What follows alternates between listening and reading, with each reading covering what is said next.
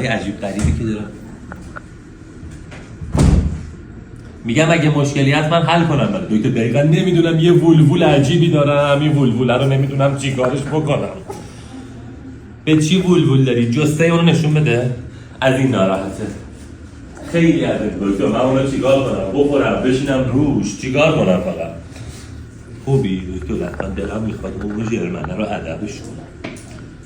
بیا پیش من این داره کوچیله موچوله. آیا چطوره؟ دکتر وایسا بیاد هیچ نگو. من رئیس باند خلافکارم تو نیوجرسی. من سوپرانو هم. تو تونی سوپرانویی. بله دکتر دیدی که سوپرانو فامیلی رو. من تونیشونم. قربون من خنگه عقب مونده طوره ها. دروغ داره بهمون میگه. یه ذره عقب مونده است. مثلا دست و پاهای اینجوری داره. چطوری؟ خوبی؟ اینه کجا آوردیش؟ یادم نمیاد. بچه دار شد؟ بچه اون از کجا آوردی؟ اونو یادم نمیاد. میگم این نداشتی اینا رو شما یهو ایجاد شدن. یه ژرمن داشتی اندازه میز. با این چی کار داره؟ ژرمنه. چی بازی بوسش میکنم. با این دنبال هم میکنن تو خونه. این اسکول. بعد چی کار میکنه؟ مثلا این دید دست پا له نشه. برق میزنه بهش؟ نه دوستش داره؟ دوستش داره؟ رفیق دست و پاهات خیلی عجیب و غریبن. یه دقیقه وایسا یه جا نگاه کن خنده دار.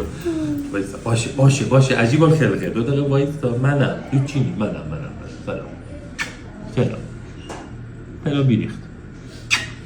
حالت خوبه؟ ریلکس باش 2 دقیقه. دکتر سلاشو در نیار. محموله موادم داره میرسه نیوجرسی. بعد تو زنگ بزنم.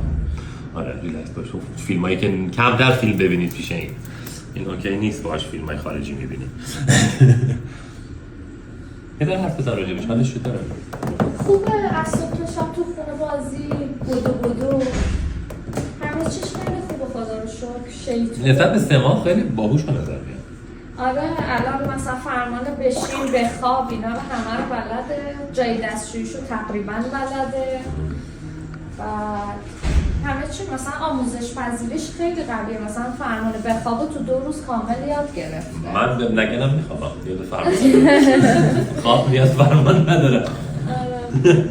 ولی مثلا میگم کلیده پوکی داری، مغز چروکی داری. اوه بابا تلا. وایس تلم داری. خنگول وایس ببینم. گوشاتو ببینم. مغزت اینجاست خالی. دکتر به مغزم دست نزنین لطفا. خواهش میکنم به مغز دست نزنین. ببخشید بیاد. چیه کمه؟ ببین میذارم کم بشه. ببین بده. گوشو ببینم رفیق. کاری ندارم وقت کنم. میرم خوب. دندوناتم ببینم. اینو 3 تا مگسا هستن کارتونا. شبیه اون دراز هست. 3 تا سوسکا دقیقا. سکوت بچه. دقیقا 3 تا سوسکا. یوکی بود فکر کنم. اوگی آره. اوگیو دوست داشت. دقیقا این اوگیو دوست داشته. اوگی چاق است دیگه. این دوست داشته. لاغر درازه.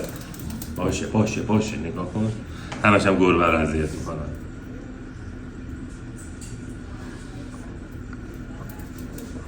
خیلی ملو من کشه که شما رو بررسی کنم. مثلا زیاد هم بر نمیدم باهاش. ببین تموم شد بابا. یه لکنم کوچولو بررسی بکنم. یه کوچولو عالی بود یا. یه کسر خنگولی بگیرم ازت ببینم سریع با چه سرعتی پا رو میاری بالای میز. بده.